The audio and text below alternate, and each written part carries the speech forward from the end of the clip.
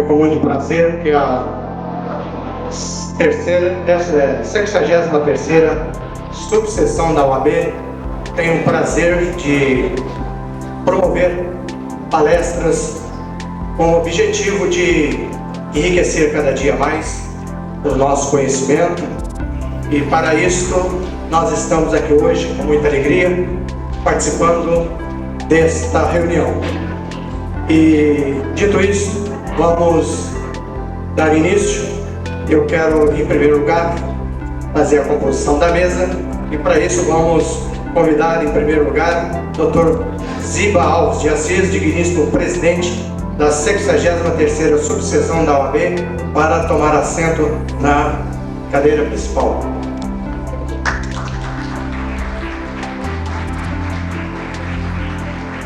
Eu convido o digníssimo juiz de direito, Dr. Helbert Schneider Verli, digníssimo juiz da segunda vara desta comarca, a tomar assento na mesa principal.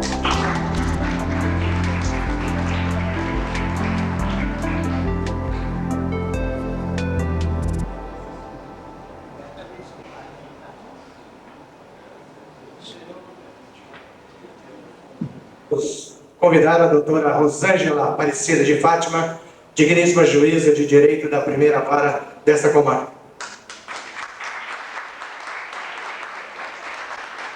Convidamos o doutor Maurílio Cardoso Neves, digníssimo juiz de direito da comarca de Divino. Convidamos o doutor Henrique Oswaldo Pinto, digníssimo juiz de direito da comarca de Espera Feliz.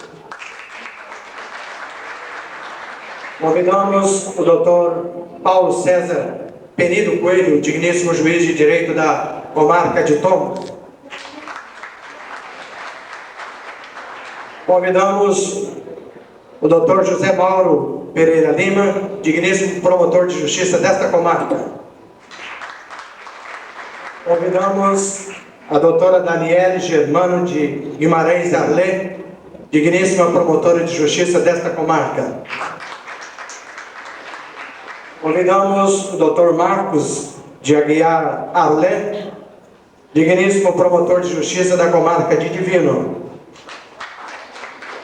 Convidamos o doutor Luiz Gustavo, digníssimo promotor de justiça da comarca de Tombos.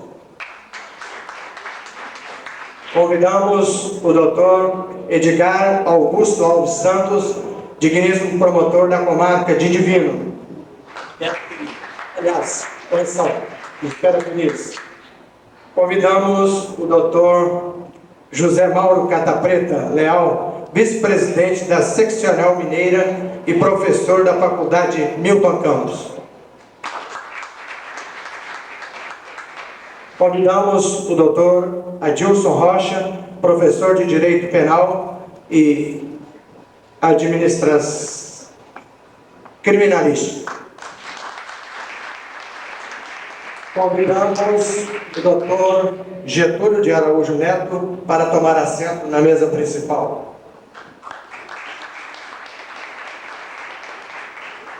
Convidamos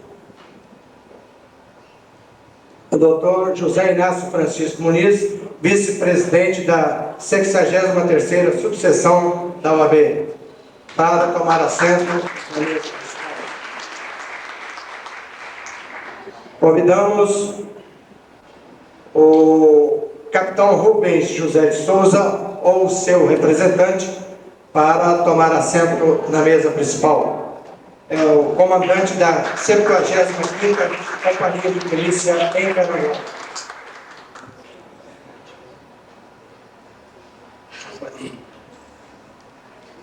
Nesse instante, convidamos para tomar assento à mesa principal o nosso palestrante, Dr. Walter Cândido dos Santos, professor, diretor da Faculdade de Itaúna e presidente da Comissão de Ética da OAB Minas Gerais.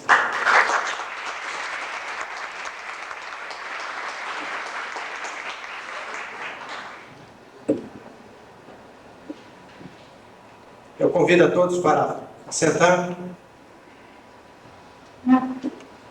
E nesse instante eu passo a palavra ao nosso presidente para fazer algumas considerações.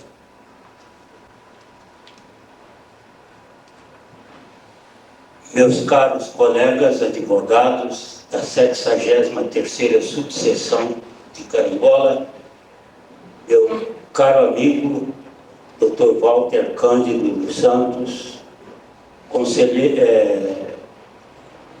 professor, diretor da Faculdade de Direito de Itaúna e presidente da Comissão de Ética da Seccional Mineira, Dr. Herbert Schneider Berli, digníssimo juiz de direito da comarca de Carangola, excelentíssimo senhor professor Dr. Adilson Rocha, excelentíssimo senhor Dr. Getúlio de Araújo Neto, conselheiro da 63ª subseção, excelentíssimo senhor Dr. José Inácio Francisco Muniz, vice-presidente da 63ª subseção, estudantes de direito, meu prezado representante do capitão Rubens José de Souza, comandante da 75ª Companhia da Polícia Militar do Estado de Minas e demais amigos. É motivo de muita satisfação para nós, nesse instante, podermos abrir esse encontro de estudos jurídicos em nossa 63ª subseção da OAB de Minas Gerais. Nós estamos comemorando, no mês de agosto, a data do advogado e a data do início das escolas de direito no Brasil. É motivo de muita satisfação para nós podermos comemorar esse dia que é consagrado ao advogado em nossa subseção também. No dia 10 e 11 de agosto nós estivemos em Belo Horizonte nas comemorações que lá foram realizadas. No dia 10 nós tivemos uma homenagem ao ex-governador Milton Campos, que foi também presidente da Seccional Mineira e um dos primeiros presidentes da Seccional Mineira. A carteira profissional do governador Milton Campos e presidente da Seccional Mineira levava o número 26 da nossa seccional. E Milton Campos, pela sua respeitabilidade, pela lisura com que ele tratou a coisa pública, merece o nosso respeito e a nossa admiração. No dia 11 foi o dia da comemoração da data que distingue a fundação dos cursos jurídicos em Minas Gerais. Tivemos homenagens e entregas de carteira. E, para não deixarmos a nossa subseção em branco, nós conseguimos trazer aqui professores de Belo Horizonte para ministrar aulas para nós. Na data de hoje, nós vamos ouvir a mensagem do presidente da Comissão de Ética da Seccional Mineira, professor Walter Cândido dos Santos, meu particular amigo, a quem Carangola abre os braços para receber o ilustre diretor da Faculdade de Direito da cidade de Itaúna, uma das mais respeitáveis instituições de ensino do direito em nossa Minas Gerais. Ao Dr. Walter Cândido, ao professor Walter Cândido, o nosso respeito e a nossa admiração, e vamos, nesse instante, ouvir a mensagem que ele tem para nós, nesse instante, a respeito da ética profissional. Há vários jovens aqui que estão cursando direito, e a ética se impõe. porque o advogado ético, aquele que não observa os princípios éticos, em tese, não deve merecer nenhum respeito, nenhuma hombridade por parte dos outros. É preciso que nós nos encaminhemos nos excepcionais caminhos da ética para que possamos realmente dar conta da responsabilidade que nós temos como elementos indispensáveis à administração do direito e como representante do nosso constituinte perante o Estado juiz e perante o defensor da sociedade. Vamos ouvir a mensagem do professor Walter Cândido dos Santos.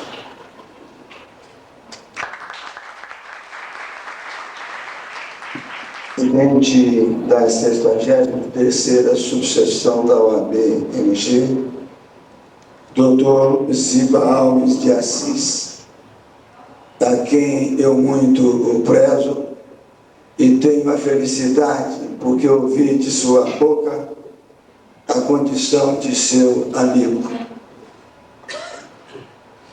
Excelentíssimo senhor doutor Elbert Schneider Verle, meritíssimo juiz da comarca de Carangola, na pessoa de quem eu saúdo neste momento os demais juízes dessa comarca.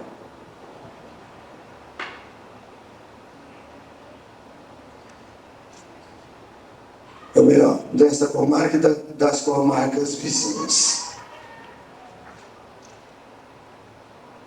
Doutor José Mauro Lima, promotor desta comarca de Carangola, na pessoa de quem eu também saúdo os demais promotores desta comarca e das comarcas circunvizinhas.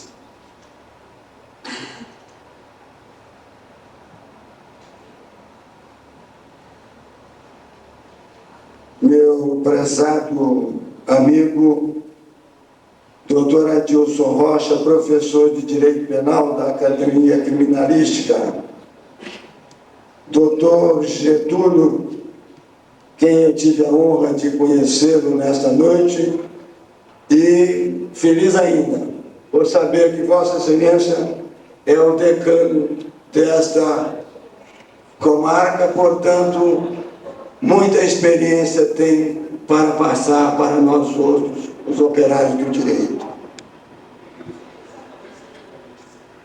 Dr. José Inácio Francisco Muniz, vice-presidente desta 63ª subseção e ilustre representante do capitão Rubens José de Souza, comandante da 75ª Companhia.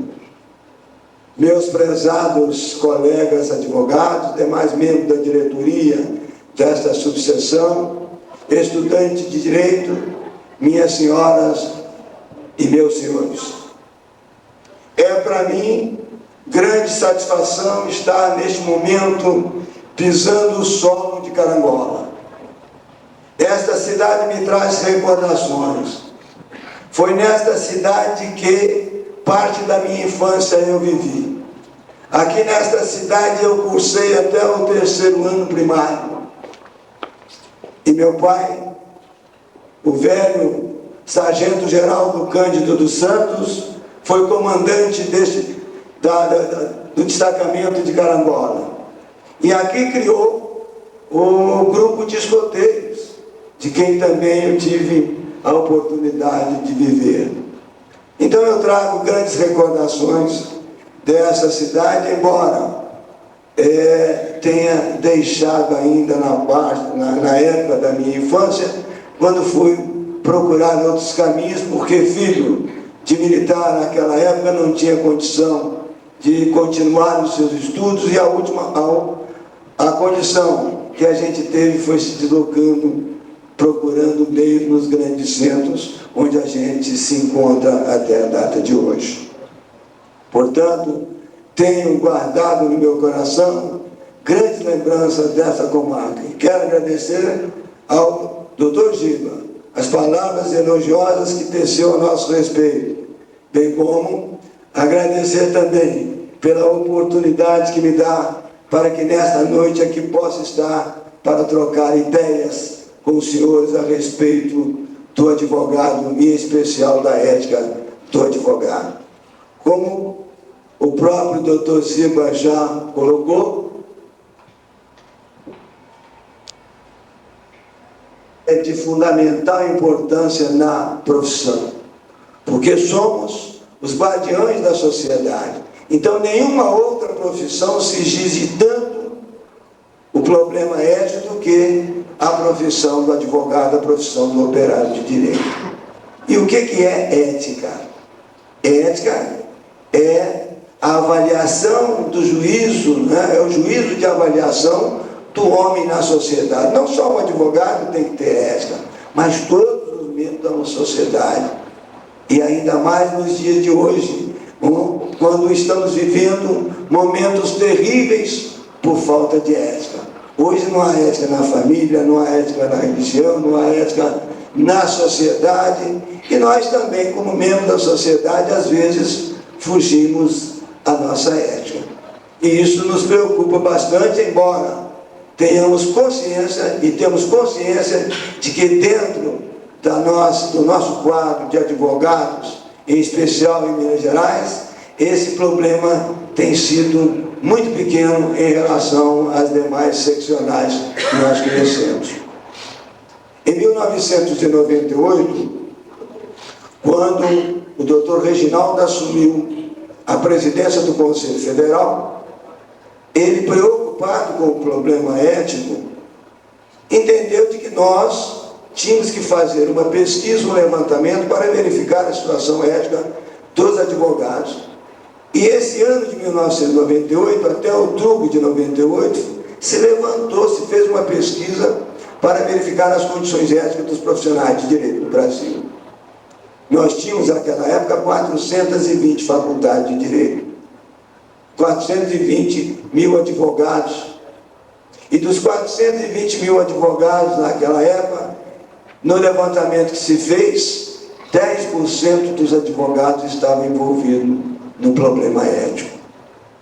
E nós tivemos a oportunidade, naquele momento, de dizer para o professor, para o doutor Reginaldo, isso não ocorre em Minas Gerais, porque em 98, no nosso levantamento, nós tínhamos envolvido com um processo disciplinar pouco menos de 400 advogados, e tínhamos 55 mil advogados inscritos.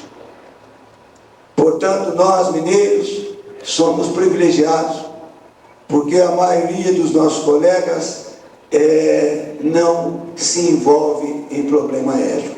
E hoje, quero dizer para os senhores que com 87 mil inscritos na Ordem dos Advogados do Brasil, Seção de Minas Gerais, tramita na Comissão de Ética umas 4.500 representações, mas a nível de processo mesmo, nós temos 800. Com 87 mil inscritos, isto não representa nada nesse patamar que nós estamos vivendo. Portanto, o mineiro ainda é ético, o advogado mineiro ainda é ético, e não está fazendo nada mais do que a sua obrigação. É a nossa obrigação sermos éticos. Mas sabemos que a falta de ética ela é desde a criação do mundo. O primeiro problema antiético que nós tivemos ocorreu com Adão e Eva. Posteriormente, se nós examinarmos a Bíblia, vamos verificar, né, quanta falta de ética nós encontramos lá na Bíblia. Não é verdade? Caim matou Abel. Olha a falta de ética aí dentro da religião. Judas traiu Jesus. E por isso mesmo, nós vemos lá na ética o mandamento da lei de Deus, com o objetivo de quê? Né? De orientar a nós outros para que nós cumpramos. E esse é o primeiro mandamento, porque a ética está ligada com a moral, a ética está ligada, os estudantes de direito, os nossos colegas doutores, tá? Os nossos advogados, colegas advogados, aprenderam isso na filosofia de Sócrates, Platão, Aristóteles. Tudo isso nós vimos quando nós iniciamos o nosso curso, e acredito que não tenha esquecido aquilo que se aprendeu lá. Ética está ligado com a moral. Não é? A ética é a ciência, é o conjunto de princípios que regulam a moral. Portanto, a moral é um objeto da ética. Não é? Para que nós sejamos éticos, é necessário que nós procuremos ser morais. E nenhuma outra profissão, como eu disse aos senhores, se exige tanto quanto do advogado. O primeiro mandamento do advogado, ou seja, o primeiro estatuto de ética, é de Santo Ilvo, que é o nosso protetor. O segundo estatuto nós encontramos na França e no Brasil. O primeiro estatuto ético, o estatuto do advogado com orientação ética, ele é oriundo da Associação dos Advogados em São Paulo. Mas era um código de ética ou um estatuto que somente orientava, porque ele não tinha poderes para punir nenhum advogado. Até que, em 1933, saiu o primeiro estatuto da Ordem dos Advogados do Brasil. E, como consequência, em 1934, o primeiro código de ética esse que, na realidade, só veio ter a aplicabilidade a partir de 1963, quando do estatuto aprovado pela Lei 4.215, de 63, lei esta que fora revogada pelo novo Estatuto da Ordem dos Advogados do Brasil em vigor, que é de 4 de julho de 1996, publicado no DO da União, no Diário Oficial da União, de 5 de julho também de 96. E esse novo Estatuto, ele nos traz a indicação no seu artigo 331 a 333, portanto, 3 artigos no Estatuto, mas nos encaminhando para a obediência ao Código de Ética e Disciplina da OAB, que foi editado e publicado em março de 1995, que é o Estatuto que nós temos em vigor e que poucos são os advogados que conhecem, o que é lamentável. Eu disse aos senhores que na seccional mineira nós estamos tramitando lá a nível de processo 800 e poucos processos no Tribunal de Ética, mas a nível de representação nós estamos chegando aí a 4 mil e poucos, a 5 mil representações.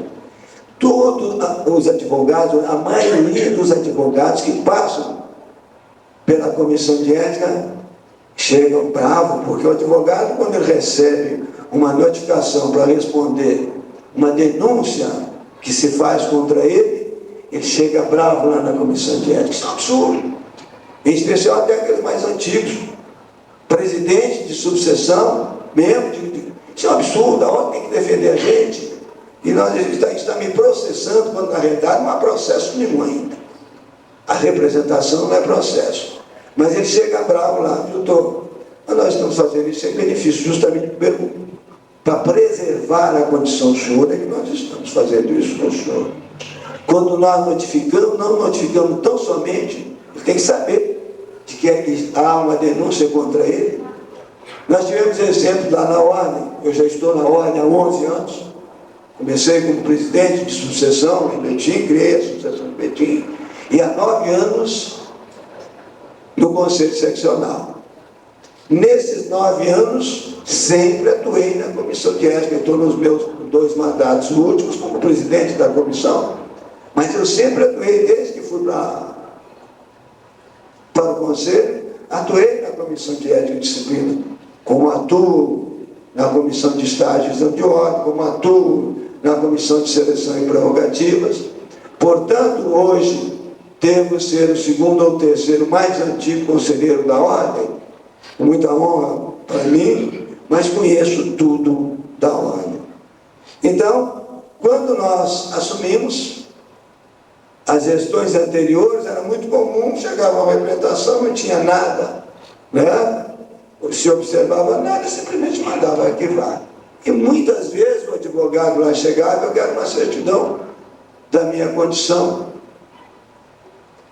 E aí tira a certidão dele, está lá, pronto, representação arquivada, representação arquivada. O advogado fica bravo. Isso é um absurdo. Entra um processo aqui contra mim e eu não tomo conhecimento disso. Então, quando o advogado é notificado, é para ele saber que há denúncia, porque se a denúncia for julgada improcedente, ou até se o processo for arquivado, a representação for arquivada antes de formar o processo, que o processo só se inicia no Tribunal de Ética, ele tem possibilidade, né, de promover uma ação de danos morais, promover uma ação criminal por calúnia, por injúria, por difamação, e etc. Então é necessário que a gente tenha conhecimento disso. Mas eu dizia que a maioria dos advogados que lá passaram, quando chegavam, levou, doutor, o senhor conhece o novo Código de Ética e Disciplina? O senhor conhece o artigo tal? Não, não conheço. Então o senhor vai ser presenteado agora com um novo Código de Ética e Disciplina.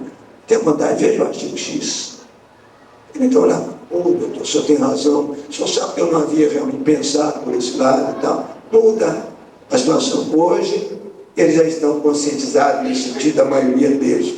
Agora, a falha de tudo isso é da instituição de ensino, porque anteriormente a lei, a portaria 1886, não se exigia obrigatoriamente o estudo do Estatuto do Advogado, do Código de Ética e Disciplina. Isso não era matéria do curso de Direito.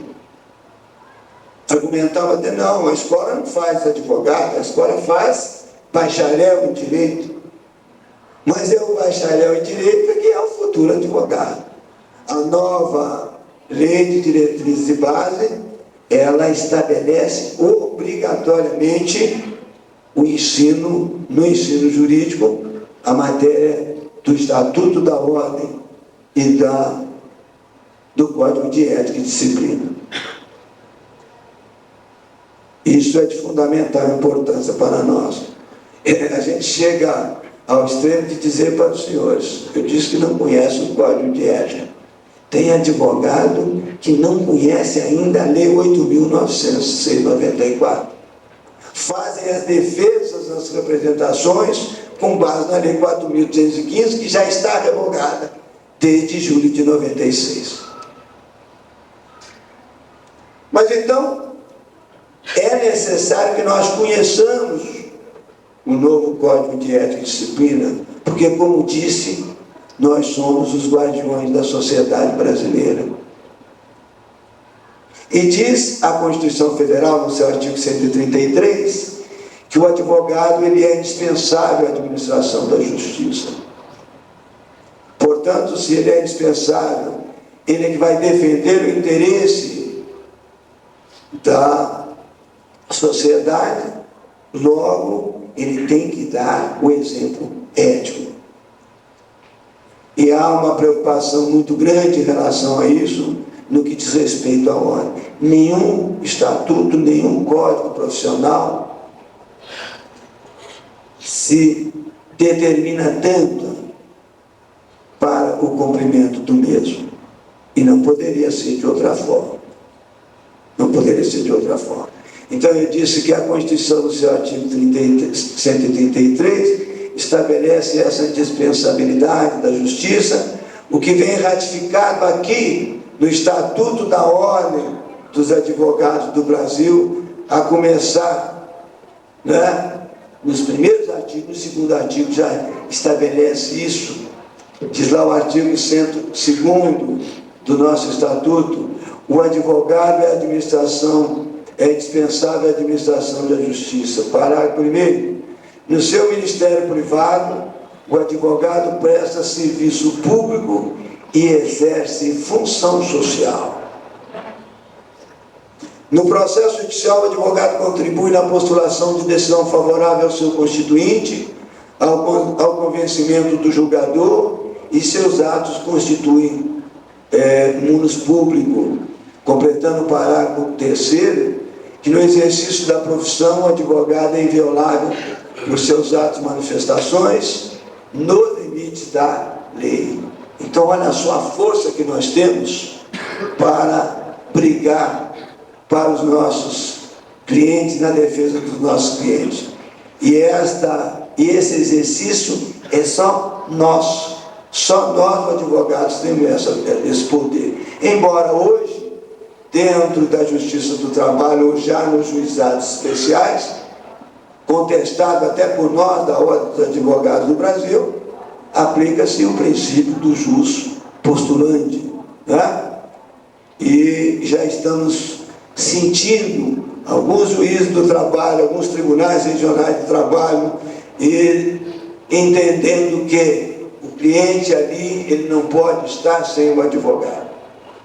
Porque quem vai sem advogado é só o menos favorecido, aquele que não pode pagar o advogado. Porque o grande, o empresário, ele não apresenta em nenhuma ação sem a presença do advogado. E o fundamento é esse: não precisa de advogado porque ele não pode pagar. Mas o artigo 134 da Constituição é categórico. Se ele não pode ressarcir um advogado, remunerar um advogado, que se nomeie um defensor público. Nós temos uma defensoria pública que constitucionalmente tem direito, todo trabalhador, todo necessitado tem direito ao que estabelece o artigo 134 da Constituição. Portanto, não há que se fundamentar na base de que aquele não tem condição. Então é por isso que ele, por não ter condição mesmo, é que necessita de um advogado. A presença do advogado é fundamental para aquele que não tem condição mínima, às vezes não tem nem estudo, não conhece os seus direitos. E esse exercício do patrono, do cliente, é nosso, porque só nós podemos exercer a advocacia nos termos do que dispõe o artigo 1º do Estatuto. São atividades privativas de advogado. A postulação em qualquer órgão do Poder Judiciário ou juizados especiais, embora houve a suspensão desse final quanto aos juizados especiais, em virtude de uma ação de inconstitucionalidade que, numa liminar, o Supremo suspendeu essa medida, essa condição, mas isso já em 96, e até hoje não julgou o mérito, o que nós lamentamos profundamente. Ainda é atividade privativa do advogado as atividades de consultoria, assessoria e direção jurídica, os atos e contratos constitutivos de pessoas jurídicas, sob pena de nulidade, só podem ser admitidos a registro dos órgãos competentes quando visados por advogado. Então, tudo isso é privacidade do advogado, é atividade privativa do advogado, cujos direitos os senhores encontram no artigo 6º e 7º da Lei 8.906. O artigo 6º estabelece: não há hierarquia nem subordinação entre advogados, magistrados e membros do Ministério Público, devendo todos tratar-se com consideração e respeito recíprocos. Então, isso também é uma garantia nossa. Nós não estamos subordinados no exercício da nossa profissão, não estamos subordinados ao juiz, ao promotor, a nenhuma outra autoridade. Nós estamos em igualdade de condição. Lamentavelmente, hoje a gente verifica lá na Comissão de Ética uma série de representações de juízes, em especial os juízes do trabalho. Os juízes do trabalho, chega ali o advogado, ele entende que o advogado é subalterno dele, em especial os mais novos. A magistratura trabalhista não exige nenhuma experiência profissional. O aluno forma-se bacharel em direito, não há necessidade nem de estar inscrito na ordem. Ele faz o concurso, passa no concurso para juiz, chega ali e entende que ele é o todo-poderoso. E o advogado chega lá, tem que estar submetido a ele, né? Mas dizem que assombração sabe para quem aparece. O parágrafo 11 diz: as autoridades, os servidores públicos e os servidores da justiça devem dispensar ao advogado no exercício da profissão tratamento compatível com a dignidade da advocacia e condições adequadas ao seu desempenho. E o artigo 7 traz inúmeros direitos dos advogados. Vem no artigo 7 até o parágrafo 5º e uma série de incisos, tendo no inciso 1º direito do advogado a exercer com liberdade a profissão em todo o território nacional, ter respeitado em nome da liberdade, defesa e do sigilo profissional a inviolabilidade do seu escritório, do local de trabalho, de seus arquivos e dados, de sua correspondência, de suas comunicações, inclusive telefônicos ou afins, salvo caso de busca e apreensão determinada pelo magistrado. Comunicar com seus clientes pessoais reservadamente, mesmo sem procuração, quando estes se acharem presos, detidos ou recolhidos em estabelecimentos civis ou militares, ainda que considerados incomunicáveis. É um outro problema sério que nós encontramos. Há delegados que não admitem que o advogado tenha contato com o seu cliente. O advogado chega na delegacia: eu quero ouvir o meu cliente, ter um diálogo com o meu cliente. Não, o senhor não pode, ele está incomunicável. Doutor, mas onde é que está escrito isso? A Lei 8.906 me garante o contrário, eu tenho acesso. Não, mas o senhor não vai ter.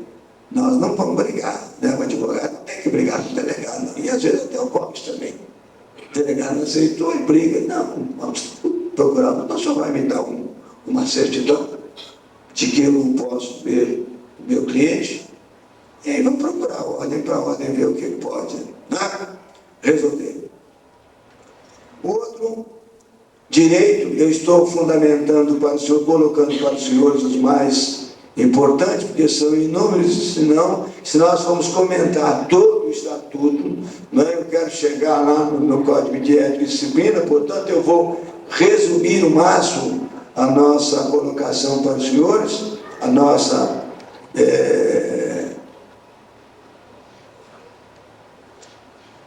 colocação, como disse, né? Os mais importantes, deixando depois para as perguntas que porventura os senhores queiram fazer, nós vamos discutindo mais. Senão daqui a pouco o doutor Giba me caça a palavra aqui. E eu tenho encontrado isso, eu falo demais. Então, o presidente da mesa: doutor, o seu tempo já esgotou e tal. Eu não quero esgotar o tempo sem que eu tenha, pelo menos, condições de resumir tudo para os senhores nesse momento.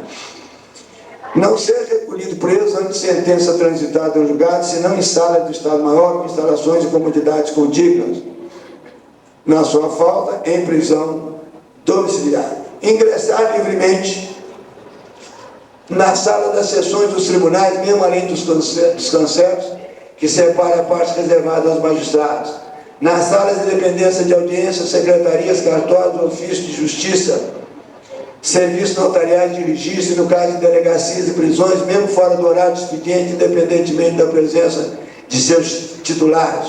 Hoje a gente tem tido assim, muitas reclamações na hora do problema mais sério, que é do juiz, às vezes, que não quer receber o advogado. Há juiz que entende de não receber o advogado, não quer despachar com o advogado, só despacha com o advogado através de petição.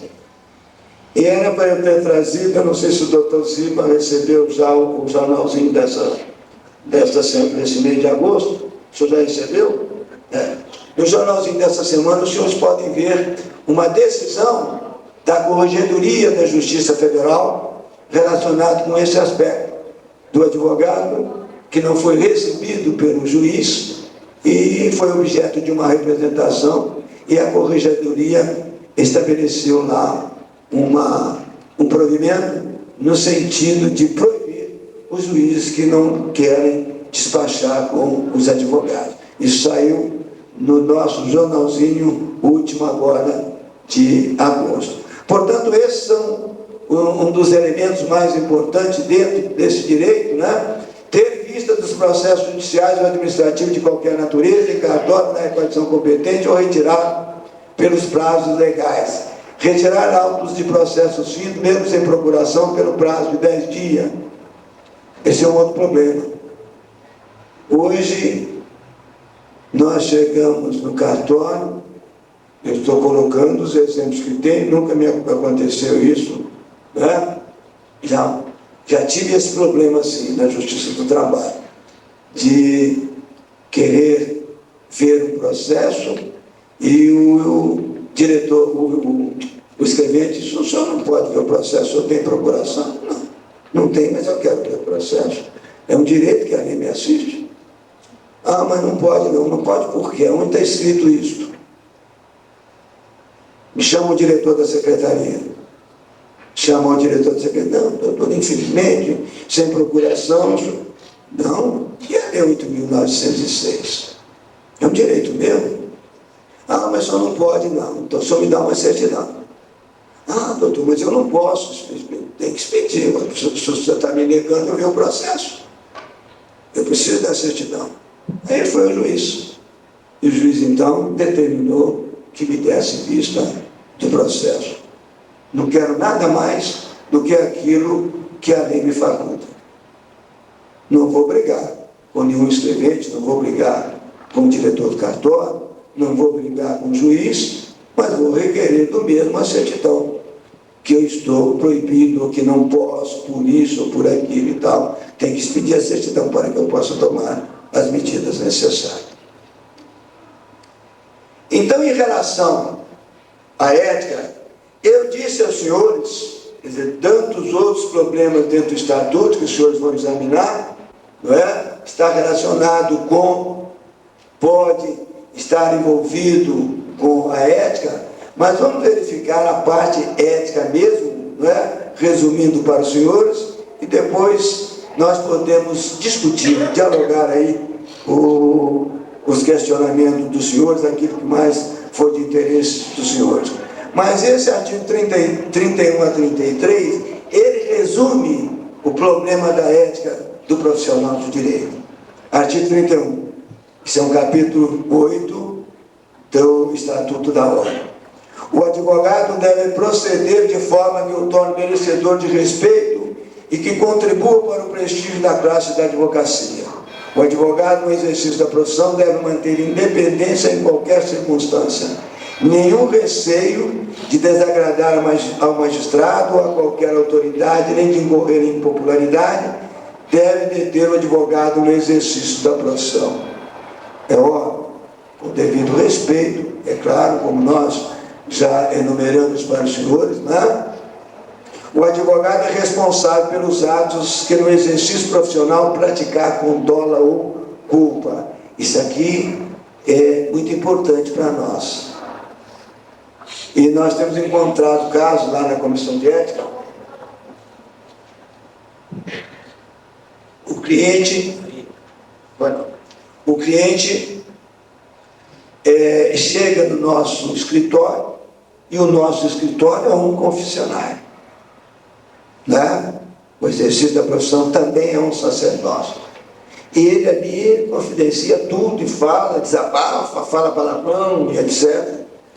Mas tudo aquilo que o cliente fala, nós não podemos passar no papel, né? Mesmo porque o Estatuto estabelece, nós temos que orientar o cliente, porque às vezes nós podemos estar nos envolvendo numa lide temerária, e se isso acontecer, nós também vamos responder por isso. Então, o parágrafo, o artigo 32, o advogado é responsável pelos atos que no exercício profissional praticar com dolo ou culpa. Nós tivemos um caso lá de um advogado defendendo o cliente. Ele, na defesa do cliente, em juízo, o cliente chamava até um ex-governador do estado, hoje não é mais, é um ex-governador, advogado, que hoje está. E o cliente chamava o advogado de tudo. O advogado simplesmente transcreveu aqui tudo no papel. É óbvio que o advogado da parte contrária, ele requeriu uma condição processual, requeriu que se riscasse aquelas. Mas o advogado, a parte, não deixou por menos, entrou com ação criminal, entrou com ação de danos morais e também representou na ordem dos advogados. E lá na representação, doutor, mas o senhor passou isso para... Passei isso, senhor. Isso meu cliente é que mandou, mas o senhor não está, né, respondendo por isso. A responsabilidade não é do senhor, é o que diz o estatuto, né? Os atos foi o senhor que assinou. Ah, mas porque ele mandou que eu fizesse isso? O cliente não manda nada em nós, não é verdade? Diz o parágrafo 32, em caso de lide temerária, o advogado será solidariamente responsável com seu cliente, desde que coligado com este para analisar a parte contrária e o que será apurado em ação própria. Hoje nós estamos vendo aí uma série de colegas sendo condenados por litigância de má-fé. Essa previsibilidade está lá no Código Civil, no Código de Processo Civil. O advogado também pode ser condenado. Muitos, bom, absurdo, eu não sou parte do processo, mas ele é o responsável por aquilo que ele faz. E o Código de Processo Civil é muito claro, e aqui também. Ele vai responder. 33. O advogado obriga-se a cumprir rigorosamente os deveres consignados no Código de Ética e Disciplina. Parágrafo 1º. O Código de Ética e Disciplina regula os deveres do advogado para com a comunidade, o cliente, o outro profissional e ainda a publicidade, a recusa de patrocínio, o dever de assistência jurídica, o dever geral de urbanidade e os respectivos procedimentos disciplinares. E é isto, esse resumo é que nós vamos encontrar lá no Código de Ética e Disciplina, que divide em 3 capítulos. O capítulo das regras deontológicas e fundamentais, onde aí está implícito o relacionamento do advogado com o cliente, o sigilo profissional, a publicidade, os honorários advocatícios, dever de urbanidade, e no título 2, nós temos o procedimento disciplinar. E, finalizando, nós temos lá, né, lá nos artigos 62 a 66, das disposições gerais e transitórias. Então, o dever de tratar bem o cliente, e isso tem tido assim, eu tenho tido uma série de representações relacionadas com isso. E costumo dizer para o advogado envolvido no processo disciplinar, o maior inimigo do advogado é o cliente. O cliente está muito bem com a gente, enquanto as coisas estão fluindo normalmente. Se o processo atrasa no fórum, a culpa é do advogado. Qualquer situação que ocorre, a culpa é do advogado. Então, a gente tem que ter muito cuidado com o cliente. O cliente chegou no nosso escritório, nós não podemos deixar, em hipótese alguma, de fazer com ele um contrato. Faz um contrato escrito, estabelecendo todo o nosso trabalho, as atividades que nós vamos exercer, em especial, estabelecendo os honorários advocatícios. Nós temos uma tabela recente, aprovada pela ordem, tabela mínima, né, que nós temos condições de nos orientarmos por ela, mas também não vamos abusar do direito aos nossos honorários. Nós não podemos trabalhar de graça, mas também não podemos atuar no processo em sociedade com o cliente. Isso às vezes ocorre muito. E esse tem sido um dos maiores problemas e preocupações nossas na Ordem dos Advogados. Os senhores que têm acompanhado aí o nosso jornalzinho, estão vendo aí como é que a gente tem aplicado penalidade de suspensão a advogado em razão de valores recebidos do cliente e não repassado para o mesmo, ou até recebendo mais do que o cliente. Eu tive um caso lá, não muito antigo, né, de uns 6, 8 meses atrás, em que uma viúva, que é companheira do decurso, ele sofreu um acidente automobilístico e deixou um seguro para ela, um seguro no valor de R$46 mil. Todos os senhores sabem que para receber indenização de seguro não é necessária a presença do advogado. Mas esse seguro, como ela não era casada civilmente, o banco, essa seguradora do Banco Bege, exigiu que ela levasse um alvará judicial. Ela então procurou o advogado. Um alvará, uma petiçãozinha para o alvará judicial, meia dúzia de linhas, você faz a petição, vai ao juiz, o juiz despacha, pronto, está liberado o alvará. Não é verdade? Não, qual é o trabalho que a gente tem para fazer isso? Em especial para uma pessoa simples, humilde. Ele recebeu o dinheiro, os R$46 mil, demorou quase um ano com o dinheiro da mulher, ela procurando ele todos os dias e ele a empurrando, né? Não saiu ainda, isso é muito difícil, etc. e tal. Ela vai ao fórum e no fórum verifica se foram informados lá pela secretaria de que já havia recebido aquilo há mais de um ano. O que eu devo fazer? Indicaram que ela devia procurar a ordem. Ela então fez uma representação, nos procurou, fez a representação, nós notificamos o advogado. Ele nem compareceu, mandou o cheque de 18 mil, ela não quis receber, ela mandou o cheque lá de 16 mil, 46, ele mandou o cheque de 16 mil. E tinha um contrato com ela. Na realidade, aí ele fez a defesa, apresentou um contrato leonino. Na primeira audiência, eu designei a audiência, a primeira audiência não compareceu, juntou um atestado. Na segunda, foi ele com um outro advogado, aí já constituiu um advogado para a defesa dele, e eu então, doutor, o senhor não vai passar o dinheiro para... Não, senhor, eu tenho um contrato escrito com ela, então não é só o contrato que vai dar essa condição, o contrato tem que ser dentro da orientação que estabelece o Código de Ética e Disciplina, né? Então, honorários pode ser cobrado do cliente, né? Os honorários advocatícios, sua eventual correção, bem como sua majoração decorrente do aumento dos atos judiciais que indivíduo como necessário, deve ser previsto em contrato escrito, qualquer que seja o objeto e o meio de prestação de serviço profissional, contendo todas as explicações e forma de pagamento, inclusive no caso de acordo.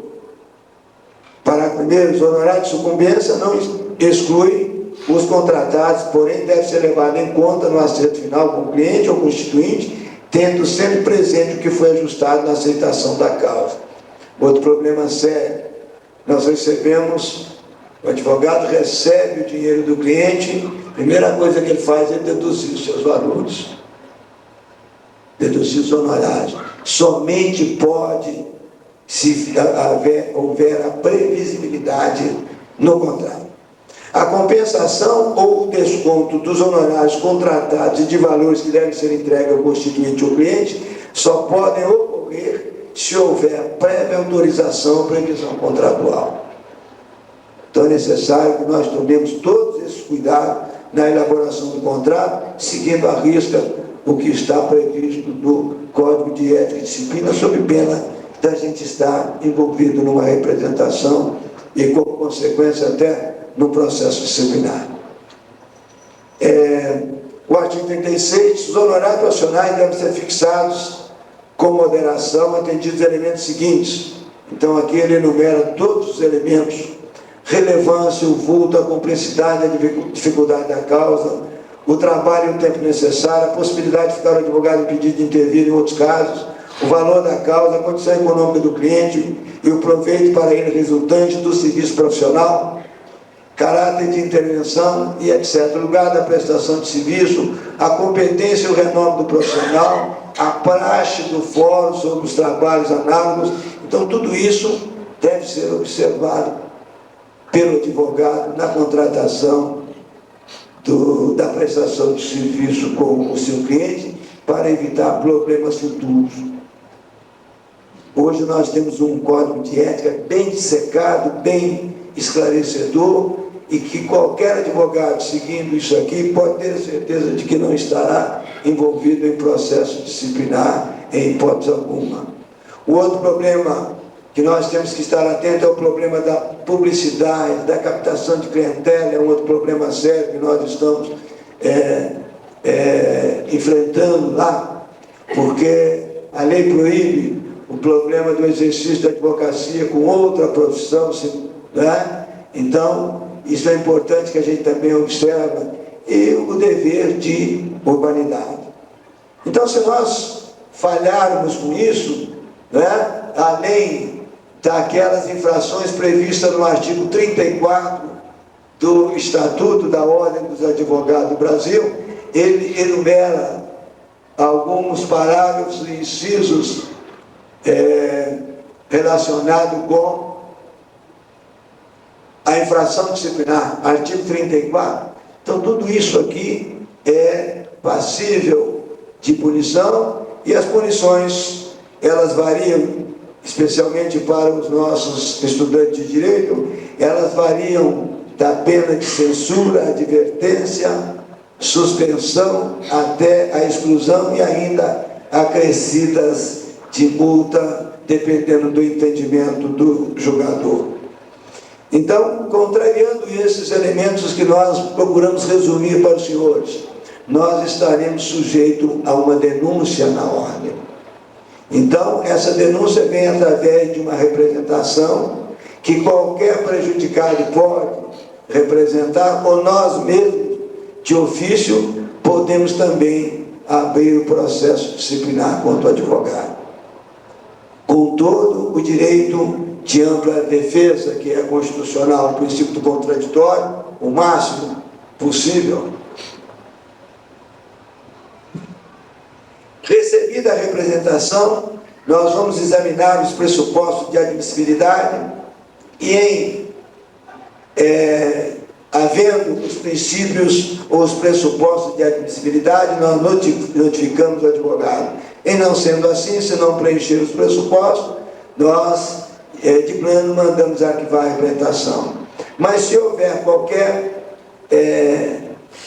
condições na denúncia que a gente entenda que é necessário ouvir o advogado, ou até para que o advogado tome conhecimento, embora sabendo-se improcedente, mas que o advogado possa tomar conhecimento, fazer a sua defesa, e na sua defesa, se for o caso, ele tomar as medidas processuais cabíveis, se o caso assim exigir.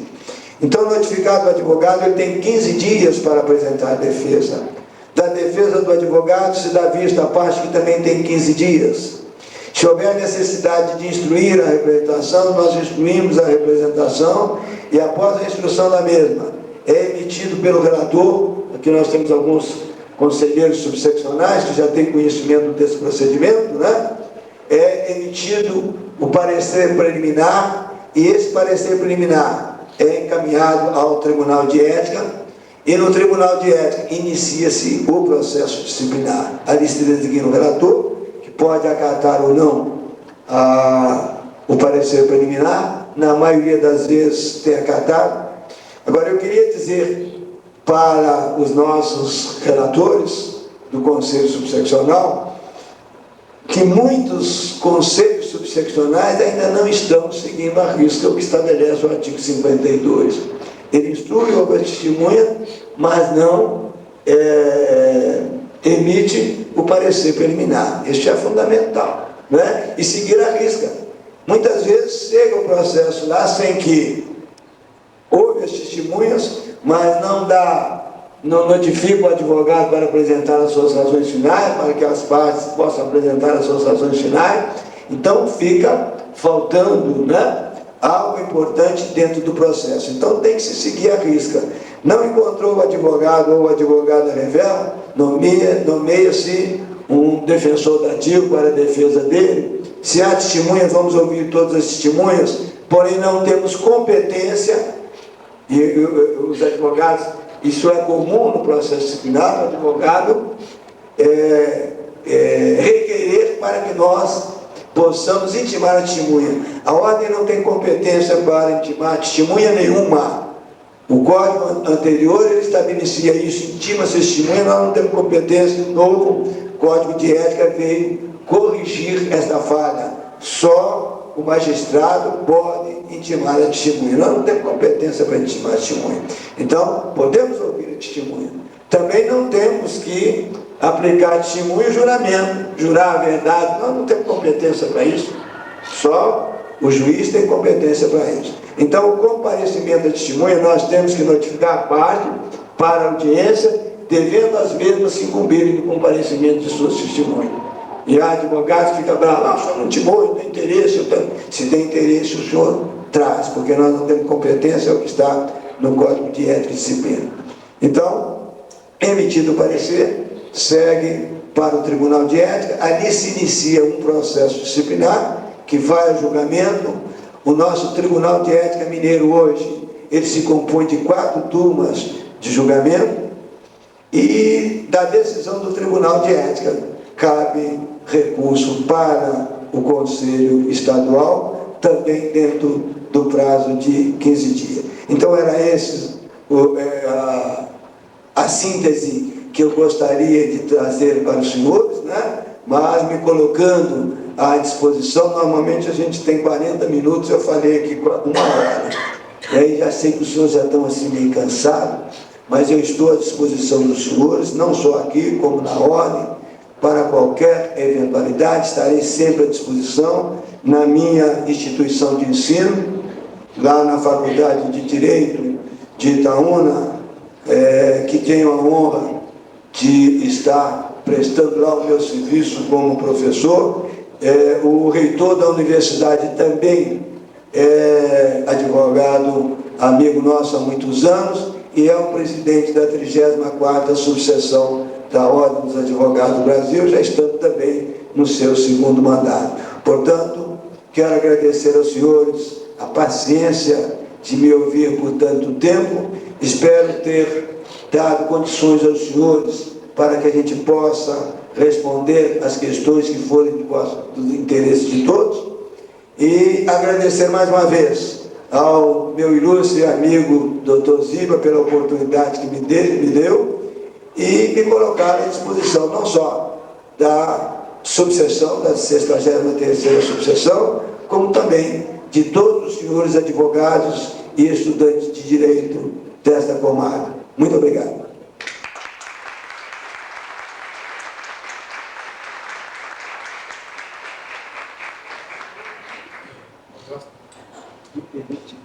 Me permite só, eu havia falado, o doutor Silva buscou o jornalzinho, a publicação que saiu nesse jornal último agora. Justiça Federal atende às indicações da OAB MG. Juiz deve atender advogado diretamente. Atendendo a uma reclamação dirigida ao Tribunal Regional Federal da Primeira Região pelo presidente da seccional da OAB de Minas Gerais, o juiz corregedor daquele tribunal, Catão Alves, encaminhou o ofício circular a todos os juízes da primeira região, recomendando respeitar a prerrogativa dos advogados de despachar com eles a qualquer momento, sem qualquer restrição. O ofício circular 03/2000, GAV, Brasília, 8 de maio. Senhor juiz, cabendo ao juiz corregedor orientar os magistrados no desempenho de suas funções para o aprimoramento da prestação jurisdicional, recomendo a Vossa Excelência, em face do disposto nos artigos 133 da Constituição Federal e no artigo 7º, inciso 8, da Lei 8.906/94, não deixar de receber advogado em sua sala ou gabinete de trabalho, evitando estabelecer horário previamente marcado ou outra condição para receber. Ao ensejo, renova Vossa Excelência, protege, consideração e apreço, juiz Catão Alves, vice-presidente, corregedor e corregedor. Era essa a observação que eu queria trazer para o senhor. Obrigado.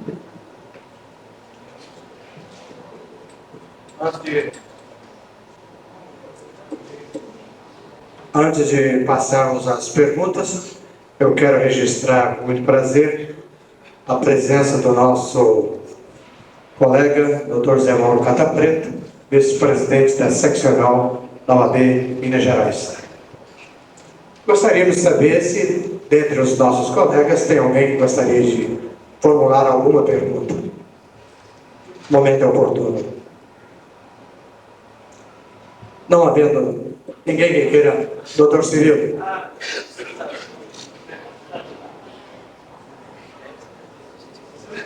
Excelência, uma pergunta um pouco complexa e principalmente para a minha idade. Eu já estou com 62 anos, já não sou mais um jovem que pode brigar e não leva a consequência da briga para casa. A briga é jurídica, mas nem sempre quem perde no processo fica satisfeito. E a briga às vezes sai do processo e vão para denúncias. A ordem de classe, a série, não era assim antigamente, não sei porquê, passou a ser assim. Então, aos 62 anos, eu já não me sinto mais, com tempo, com coragem para iniciar uma vida nova. Então, quem exerce um cargo público, uma função pública, não pode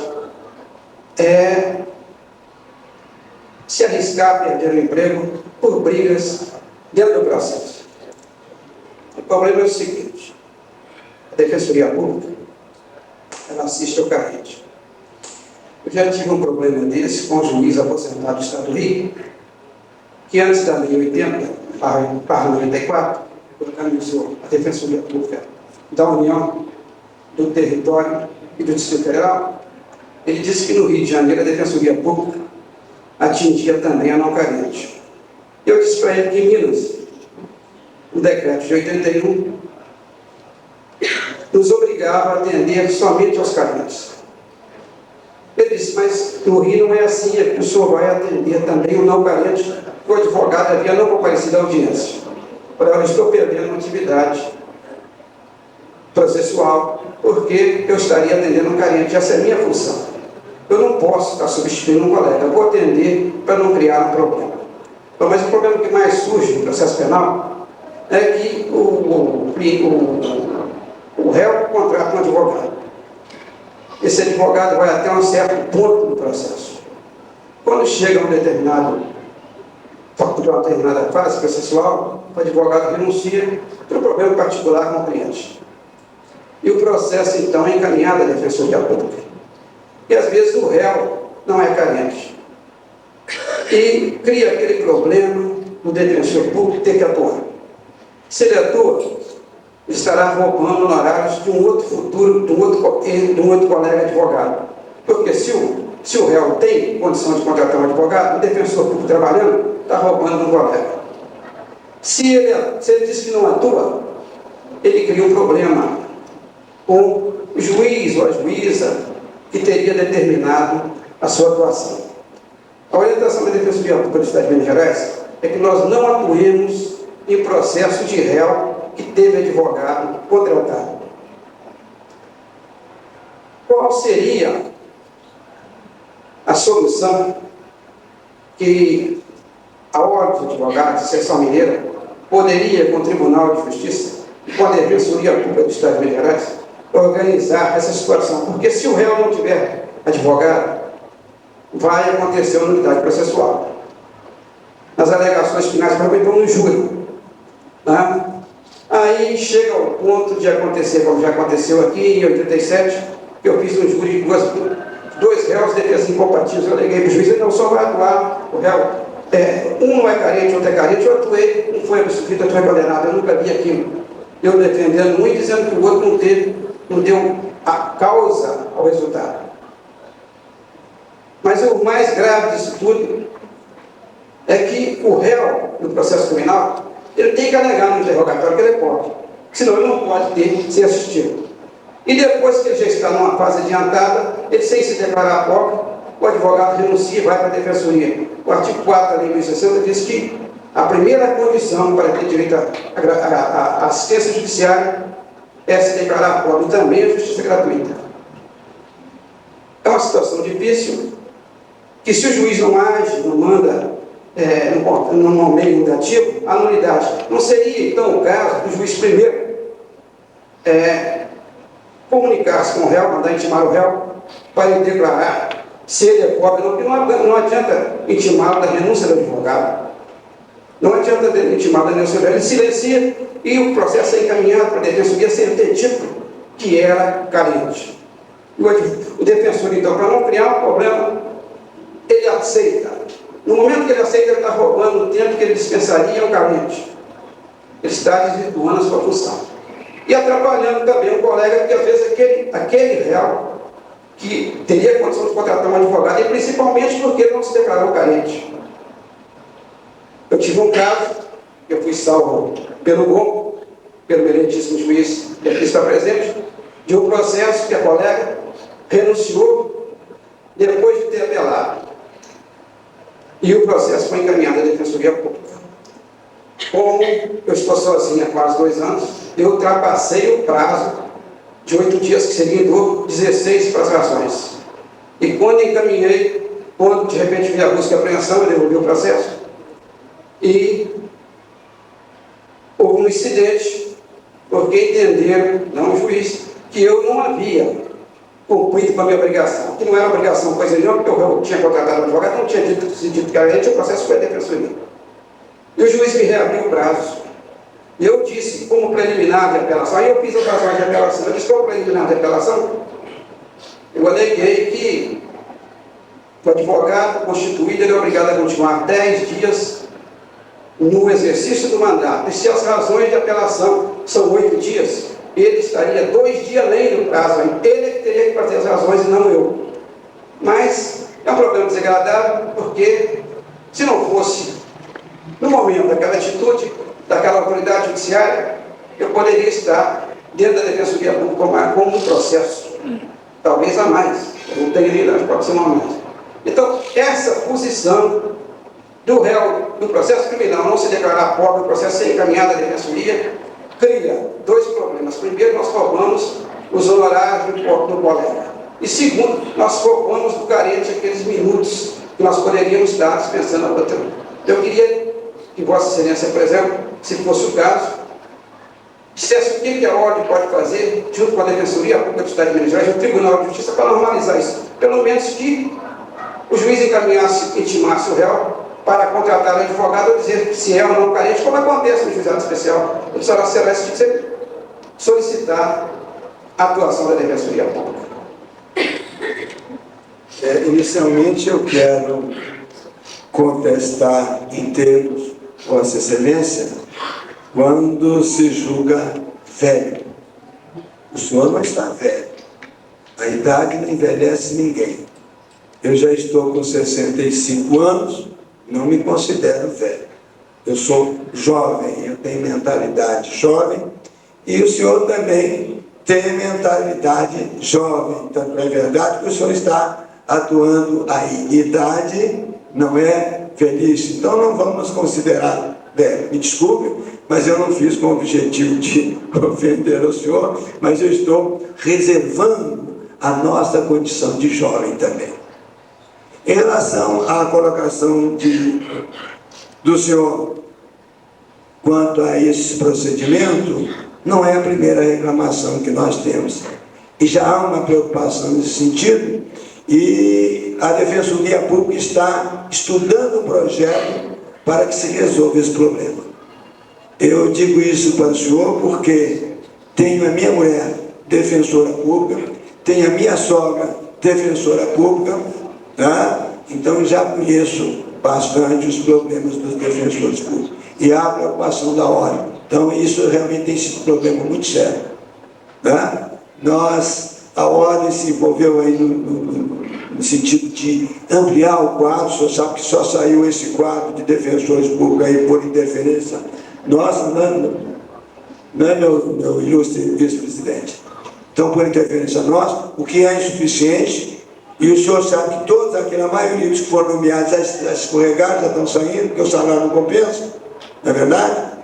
E com isso a ordem também conseguiu de que a lei que autoriza o juiz nomear os advogados para que o Estado pague, porque é a obrigação de defender carente, mas é carente, né? E o que a gente observa hoje na maioria das defensorias é que os carentes estão procurando defensoria, mas muito mais aqueles que podem pagar o advogado, não é? Então eu posso dizer para o senhor que isso, o senhor tem razão, há uma preocupação muito grande, mas que a ordem já está tratando do assunto, e a doutora Marília, que também faz parte lá do Tribunal de Ética, ela está imbuída de apresentar um projeto nesse sentido para a gente encontrar uma solução para resolver. Alguém mais gostaria de fazer uso? Perguntas? Pois não, presidente.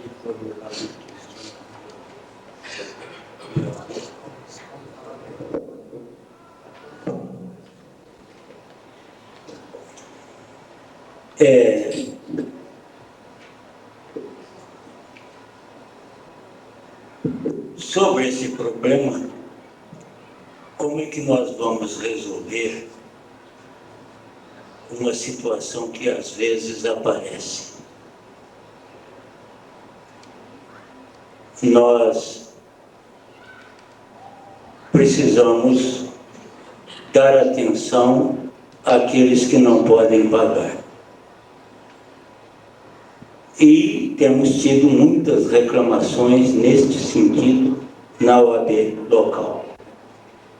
Agora, o presidente da seccional não pode, da subseccional não pode nomear, ele indica apenas o advogado. Indica o advogado normalmente não aceita. Existe a lei que estabelece que o juiz, ao dar a sentença, terá de condenar a parte vencida. A certidão da sentença do juiz vale como um título. Qual a base legal disto? Está dentro do Código de Processo. Como que nós vamos resolver o problema? O senhor me menciona, o juiz vai arbitrar os honorários. Se o juiz nomeou o advogado como defensor público, o juiz pode encaminhar para o tribunal, né, o valor dos honorários, para que o tribunal, junto ao Estado, promova. Isso está, não sei se os senhores receberam aí a nova tabelinha, a tabelinha da lei está estabelecendo isso. Nós temos realmente esse problema sério. Um defensor numa comarca grande não tem condição de atender. Então, para isso, o juiz nomeia o advogado. O advogado nomeado não pode recusar essa atividade. E o juiz vai arbitrar os seus honorários e encaminhar o ofício ao tribunal, dizendo que o advogado atuou e tal, e que foram arbitrados os honorários tais, solicitando o pagamento. O problema do pagamento do Estado é que é um problema sério, porque às vezes demora, precatório, essa coisa toda. Não é isso, né, meu presidente? Então é esse problema, né? A certidão não vale como título. Também vale como título executivo. Mas se ele atuou por nomeação do Estado, na verdade, já a lei já não está favorecendo que ele vai receber do Estado, não vai receber, você não tem condição de pagar. Tanto é verdade que foi nomeado o defensor para ele, porque não teve condição de pagar. Então a responsabilidade é do Estado. O Estado teria que ser acionado ou a certidão apenas vale? Sim. Porque se o juiz oficiar, ele vai cobrar do Estado. O problema é que vai cobrar do Estado, porque já há uma certidão nesse sentido, ou um ofício nesse sentido, e o juiz também pode determinar a expedição de uma certidão, né, que será objeto ou título executivo para a execução dos colocados. Não sei se você tem uma... Havendo, eu retorno a palavra ao presidente para dar continuidade aos nossos trabalhos. A dois novos inscritos na nossa subseção. Eu gostaria de chamar os dois colegas à frente, Dr. José Carlos Moraes Júnior e Dr. Jomar Nardi dos Santos. À frente.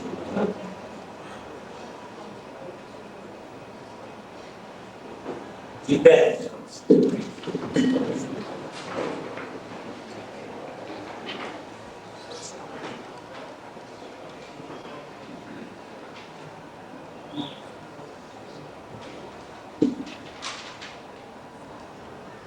prometo exercer a advocacia com dignidade e independência, observar a ética, os deveres e prerrogativas profissionais e defender a Constituição, a ordem jurídica do Estado democrático,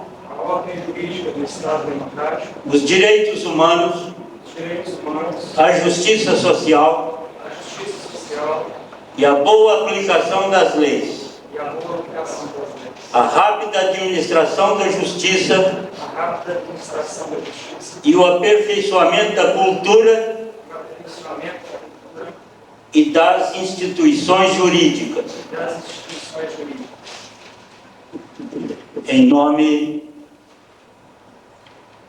da Ordem, como presidente da subseção de Minas Gerais, eu os recebo como advogados regularmente inscritos na Ordem e aptos a praticar todos os atos profissionais daqui por diante. Vamos entregar a carteira de Jomar. Eu pediria ao professor Walter Cândido dos Santos que lhe entregasse a carteira.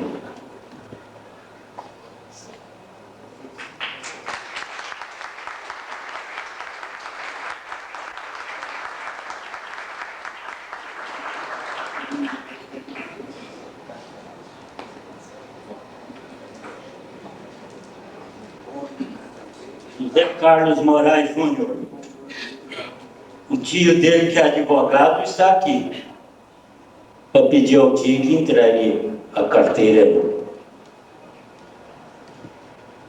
O Pedrosa é o tio dele? Não? Então é o tio. Vamos pedir ao doutor Helbers que lhe entregue a carteira.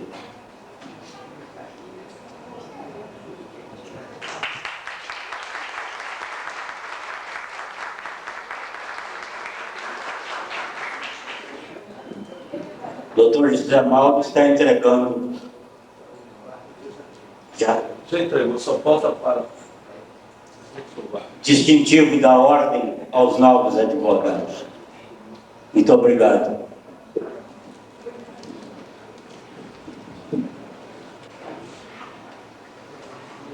Final de nossa reunião. Eu gostaria, antes de encerrar, convidar os colegas e os estudantes de Direito que no dia 8 do próximo mês, às 19 horas, será proferida uma palestra pelo presidente do Tribunal Regional do Trabalho, Terceira Região de Minas Gerais, Dr. Dárcio Guimarães Andrade, no auditório da cooperativa em Espera Feliz, dia 8 às 19 horas. E o assunto é o Juizado Especial da Justiça do Trabalho. É um assunto recente na Justiça do Trabalho, processo sumaríssimo, com referência àquela condição da ação de até o limite de 20 salários mínimos, 40, qualquer coisa assim. Então fica aí os colegas e os estudantes, os colegas convidados a participar desse encontro. Também dizer para os nossos colegas e estudantes que teremos 2 palestras na parte da manhã. E precisamos contar com a presença de todos para brilhantar ainda mais o nosso trabalho, o nosso encontro. Não havendo nada mais a fazer, vamos dar por encerrado o nosso encontro dessa noite e agradecer a todos pela presença. Muito obrigado.